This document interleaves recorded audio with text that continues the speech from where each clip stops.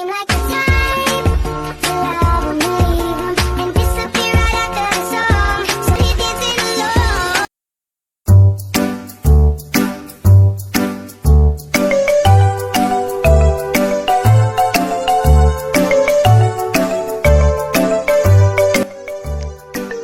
Banyak orang mencoba berbagai cara untuk menurunkan berat badan, tapi tahu nggak sih, salah metode diet dapat berakibat buruk bagi kesehatan.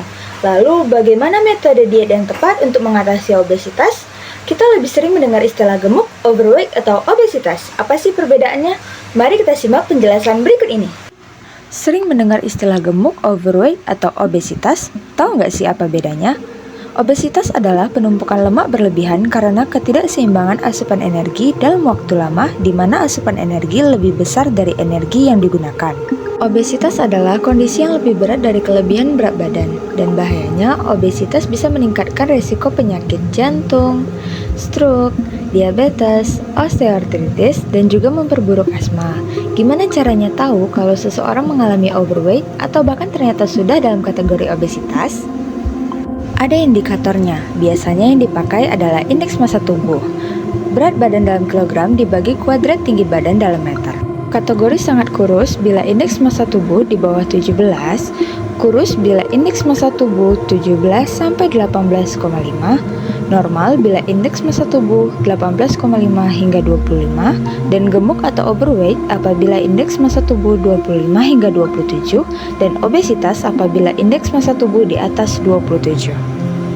Tapi, indeks massa tubuh ternyata punya kekurangan, yaitu tidak bisa membedakan massa otot dan massa lemak. Misalnya, pada binaragawan yang punya massa otot besar, bisa saja indeks massa tubuhnya besar, tapi belum tentu obesitas. Jadi, ada metode lain yang biasa digunakan untuk mengukur obesitas, yaitu mengukur lemak sentral lewat ukuran lingkar perut. Untuk laki-laki, lingkar perut di atas 90 cm dikatakan obesitas, dan pada perempuan di atas 80 cm. Obesitas bisa disebabkan faktor keturunan atau genetik. Kalau salah satu orang tuanya obesitas, kemungkinan 40-50% anaknya akan terkena obesitas. Namun, jika kedua orang tuanya obesitas, kemungkinan 70-80% anaknya akan mengalami obesitas. Selain faktor keturunan, faktor lingkungan seperti pola makan dan aktivitas fisik juga berpengaruh.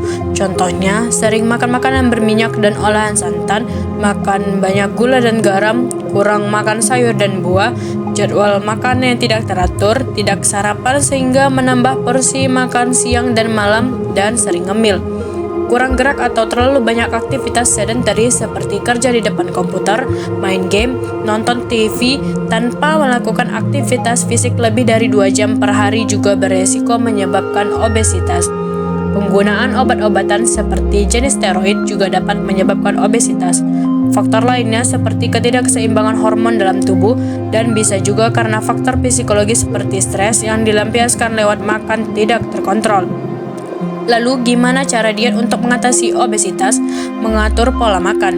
Diet yang aman dan sehat adalah diet yang tetap menerapkan gizi seimbang, tetap mengonsumsi makanan dengan karbohidrat, protein, lemak, dan vitamin, tapi sesuai porsi dan jadwal. Diet yang optimal juga nggak ditempuh dengan instan atau kilat. Atur pola makan dengan pengurangan energi 500 sampai 1.500 kilokalori dari kebutuhan energi harian. Kurangi konsumsi karbohidrat kompleks seperti nasi, roti, dan jagung. Hindari konsumsi karbohidrat sederhana seperti gula, madu, selai, dan coklat. Dan kurangi konsumsi lemak seperti makan gorengan, santan kental, mentega, dan margarin.